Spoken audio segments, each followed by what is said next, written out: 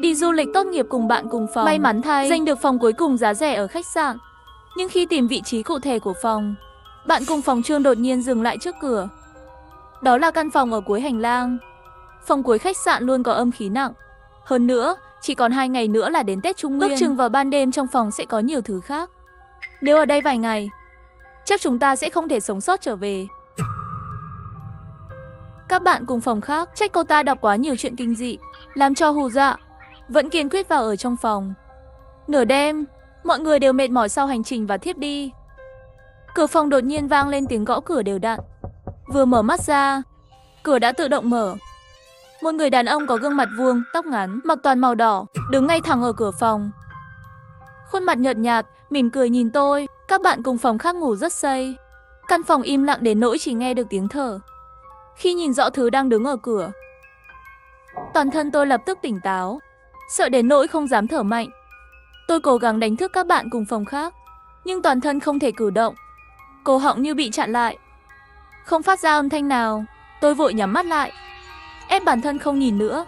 Tai tôi nghe thấy tiếng bước chân từ xa đến gần. Tiếng bước chân dừng ngay trước giường tôi. Tôi cảm nhận luồng khí lạnh bên tai.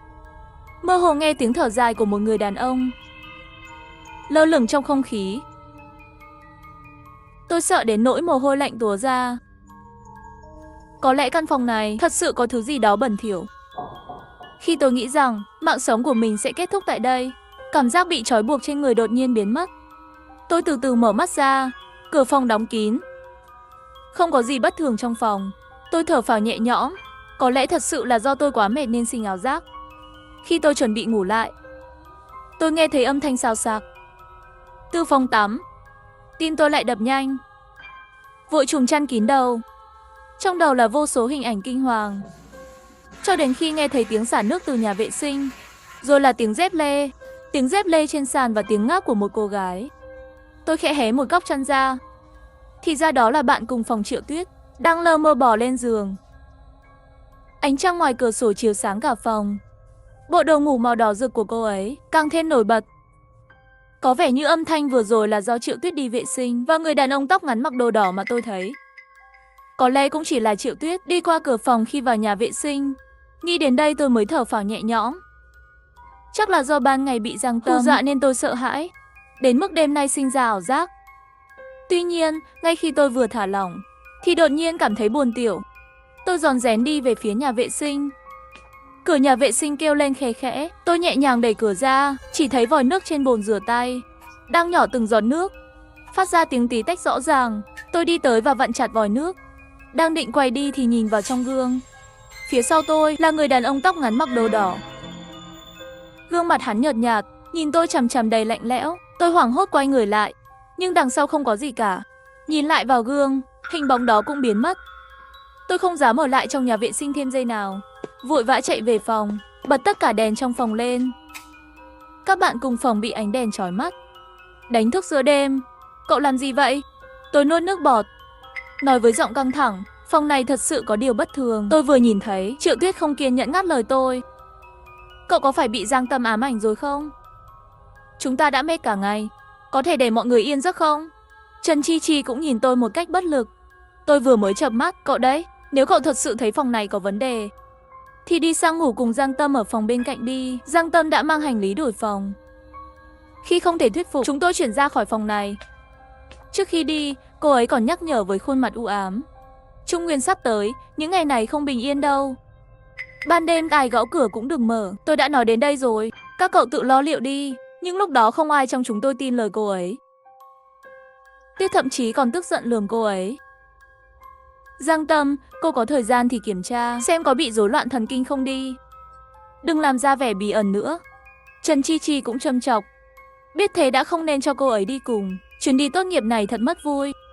Giang Tâm tính tình cô độc, tóc lúc nào cũng che kín mặt, thường chỉ nhìn đờ đẫn, đăm đăm vào không trung.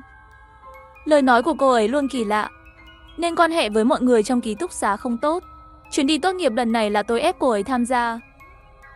Không ngờ vừa đến nơi đã xảy ra chuyện này. Đối diện với sự khó chịu của bạn cùng phòng, tôi không biết phải giải thích thế nào. Bầu không khí trong phòng trở nên ngột ngạt. Tôi im lặng quay về giường, cuốn chăn kín quanh người. Chỉ có thể cầu mong đêm nay mau qua. Sáng mai tôi sẽ thu dọn đồ đạc và rời đi. Không biết đã qua bao lâu, trong sự căng thẳng và sợ hãi, tôi mơ màng ngủ thiếp đi. Nhưng một cảm giác lạnh lẽo đột ngột khiến tôi giật mình tỉnh giấc. Tôi mở mắt ra, phát hiện xung quanh tối đen như mực.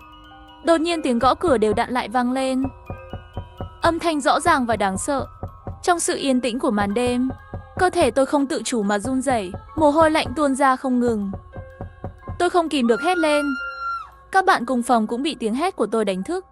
Triệu Tuyết tức giận hét lên, Tiểu Nguyệt, cậu đang làm cái gì vậy? Tôi run rẩy nói. Thật sự có thứ gì đó đang gõ cửa. Đúng lúc này, cửa phòng từ từ mở ra. Người đàn ông mặc đồ đỏ lại xuất hiện ở cửa. Nụ cười kỳ quái trên khuôn mặt nhợt nhạt. Các bạn cùng phòng thấy cảnh tượng này, đều hét lên trong hoảng sợ. Trần Chi Chi sợ hãi trốn trong chăn run rẩy. Người đàn ông mặc đồ đỏ từ từ tiến vào phòng, từng bước tiến gần về phía chúng tôi. Tôi run rẩy hỏi, ngươi là ai? Người đàn ông không trả lời, vẫn giữ nụ cười đáng sợ đó. Tôi hoảng sợ trợn tròn mắt, lùi về phía sau, cho đến khi lưng chạm vào tường. Tất cả là tại Giang Tâm nói cái gì âm khí nặng. Giờ thì thật sự gặp phải thứ không sạch sẽ. Triệu Tuyết co ro trong góc, bịt mắt không dám nhìn, miệng vẫn không quên thản trách. Người đàn ông từng bước đi vào phòng. Chúng tôi muốn chạy trốn, nhưng nhận ra chân mình không thể nhấc lên. Đúng lúc nguy cấp này, người đàn ông đột nhiên lên tiếng. Tôi là nhân viên khách sạn. Các bạn quên đóng cửa, tôi đến nhắc nhở thôi. Nửa tiếng trước khi đi ngang qua, tôi thấy cửa phòng các bạn mở, nên tiện tay đóng lại. Vừa nãy đi qua lại thấy cửa mở nữa. Xin lỗi nhé, tôi sẽ báo sửa cửa cho các bạn vào sáng mai. Nghe vậy, chúng tôi ngẩn ra. Rồi nỗi sợ hãi trong lòng dần tan biến. Anh là nhân viên khách sạn, mặc thế này vào nửa đêm mà không nói tiếng nào, suýt chút nữa làm chúng tôi sợ chết khiếp. Triệu Tuyết tức giận nói.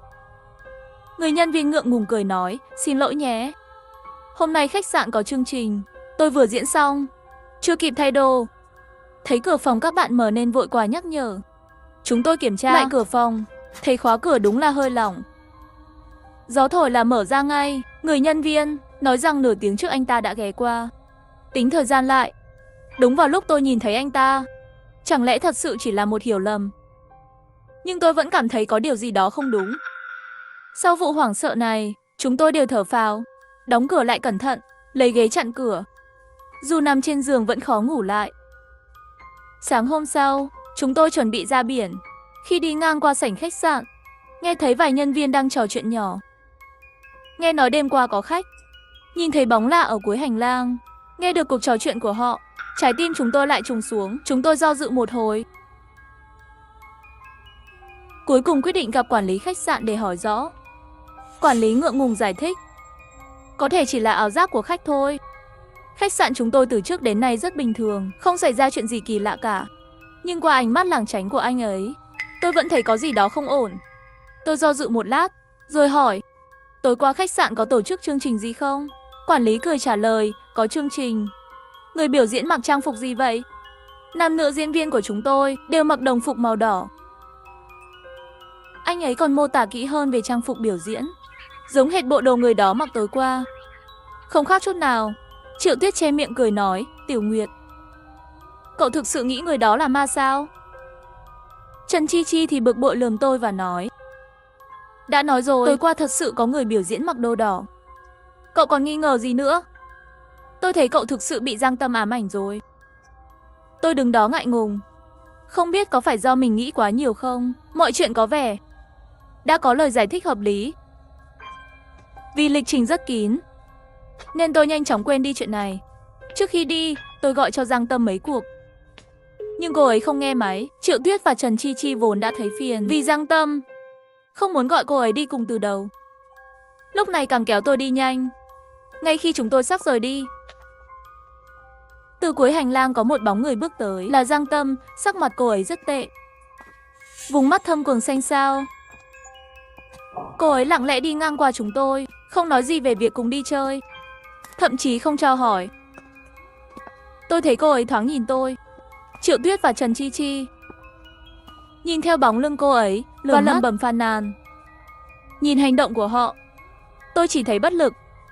Nhưng khi lên xe buýt chuẩn bị đi ra biển, tôi đột nhiên nhận được tin nhắn từ Giang Tâm.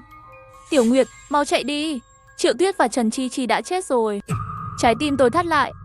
Tôi lập tức nhìn về phía Triệu Tuyết và Trần Chi Chi ngồi trước mặt, họ vẫn đang cười nói, bàn luận về trang phục hôm nay. Rõ ràng là hai người đang sống sờ sờ trước mắt. Lại một tin nhắn khác từ Giang Tâm. Tiểu Nguyệt, đừng không tin.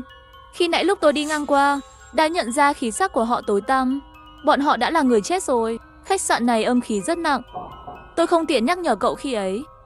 Để bảo vệ chính mình, tôi nhìn chằm chằm vào tin nhắn của Giang Tâm, lòng ngập tràn bối rối và sợ hãi. Tiếng cười của Triệu Tuyết và Trần Chi Chi giờ nghe lại bỗng trở nên kỳ quái. Bên tai tôi vang lên một cách rợn người. Sau khi suy nghĩ một chút, tôi nhắn lại cho Giang Tâm. Làm sao để tôi tin cậu? Bởi vì Giang Tâm lúc nào cũng kỳ quái, nên tôi không hoàn toàn tin cậu ấy. Nhưng tin nhắn tiếp theo làm tôi giật mình. Tiểu Nguyệt, tôi biết cậu nghi ngờ, nhưng lần này là thật. Cậu thử ngửi xem, mùi nước hoa của họ có nặng hơn bình thường không? Tôi lèn đến gần và ngửi thử, mùi nước hoa thật nồng nặc, làm tôi chóng mặt. Bình thường cả hai gần như không dùng nước hoa, hoặc chỉ là mùi nhẹ nhàng thoang thoảng. Chưa bao giờ mạnh đến thế này. Tôi hỏi Giang Tâm, cậu có đùa tôi không? Cho dù mùi đậm hơn thì có gì lạ? Giang Tâm nhắn lại, đó không phải nước hoa, đó là dầu xạ hương, đến vì chết oan nên mùi xác rất nặng.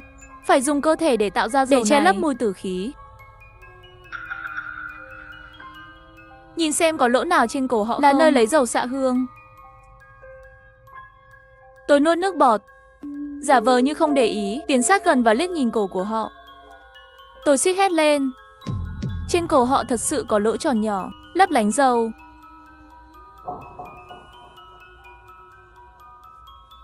Tôi lập tức nhắn lại cho Giang Tâm. Trên cổ họ thật sự có lỗ nhỏ, giờ tôi phải làm gì đây? Bọn họ đã thành xác sống, nhưng vẫn cư xử như người bình thường. Giờ đây cậu chỉ còn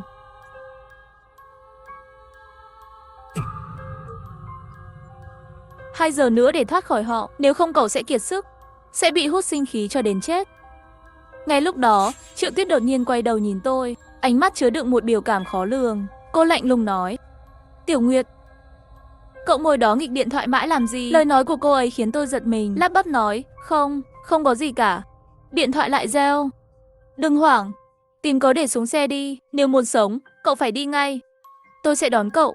Tôi siết chặt tay, lòng rối như tơ vò. Đột nhiên cô ấy mỉm cười. Nếu cậu thấy buồn chán, sao không chơi cùng bọn tớ nhỉ?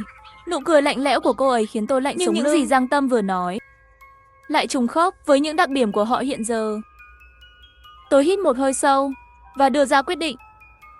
Sau khi suy nghĩ kỹ, tôi cố giữ bình tĩnh. Bất ngờ ông Bụng nói với tài xế, cho tôi xuống xe, tôi cần đi vệ sinh. Triệu Tuyết cau mày, sáng nay cậu có ăn gì đâu? Sao giờ lại cần đi vệ sinh? Tôi làm vẻ đau đớn. Anh Tuyết, cậu biết mà, tôi bị viêm dạ dày, nếu không quá đau, tôi đã không xin xuống giữa chừng đâu. Trần Chi Chi cũng lên tiếng, sắp đến nơi rồi. Giờ đi vệ sinh thì lỡ việc quá. Lòng tôi như lửa đốt, nhưng không dám để lộ quá rõ. Không ổn thật mà, các cậu cứ đi trước đi, tôi giải quyết xong sẽ đuổi kịp ngay. Triệu Tuyết nắm chặt tay tôi. Không được, để cậu đi một mình, chúng tôi không yên tâm. Thôi thì đừng đi nữa, cố nhịn chút đi, đến nơi rồi hãy đi. Bàn tay cô ấy lạnh buốt, cái lạnh từ tay cô truyền đến não tôi. Tôi cố gắng gỡ tay cô ra, tôi sẽ quay lại ngay. Tôi thật sự không nhịn nổi nữa. Hai người họ nhìn nhau, ánh mắt đầy nghi ngờ và muốn ngăn cản. Tiểu Nguyệt, hành động của cậu hôm nay rất lạ. Cậu đang giấu bọn tôi điều gì đúng không? Triệu Tuyết nhìn tôi chằm chằm, ánh mắt sắc bén. Lòng tôi căng thẳng, vội vàng nói, làm gì có. Tôi chỉ muốn đi vệ sinh thôi. Đừng nghĩ nhiều quá, nhưng Hờ vẫn không bỏ qua, cố tình đứng chắn trước mặt tôi. Tôi hít sâu một hơi, cắn răng tiến vào giữa xe. Nếu các cậu không cho tôi xuống, vậy thì tôi sẽ đi ngay tại đây. Mọi người đành phải chịu đựng mùi một chút. Một cô gái hoảng hốt bịt mũi. Cậu không đùa đấy chứ? Sao lại không lịch sự thế? Các hành khách trên xe bắt đầu ồn ào. Muốn đi vệ sinh thì xuống xe mà đi chứ. Ai lại muốn ngồi chung xe với cô chứ? Mau đuổi người đó xuống xe đi, tài xế ơi. Tôi có bao giờ gặp kiểu người như thế đâu. Tài xế, làm ơn để cô ấy xuống xe đi. Triệu Tuyết và Trần Chi Chi có vẻ hoàn toàn không ngờ tôi lại làm thế. Cả hai đứng ngẩn ra tại chỗ, cho đến khi tài xế bất đắc dĩ chuẩn bị mở cửa cho tôi xuống. Hai người mới như sực tỉnh. Tiểu Nguyệt, chúng ta đi chung mà. Không nên để cậu lại một mình. Nếu vậy, chúng tôi sẽ cùng xuống đi vệ sinh với cậu. Đúng đó, Tiểu Nguyệt, đi chung nào. Biểu cảm của họ trông rất bình thường. Và họ từ từ tiến về phía tôi. Nhưng mùi hương nồng nặc đó liên tục nhắc nhở tôi, hai người trước mặt đã không còn là những người bình thường nữa. Khi tôi còn đang lúng túng chưa biết làm gì, thì Giang Tâm nhắn tin, Tiểu Nguyệt, lấy dù che nắng của họ đi, người chết sợ ánh sáng, như vậy họ không thể đuổi theo cậu. Tôi liếc nhìn, hai chiếc ông đèn họ để trên ghế,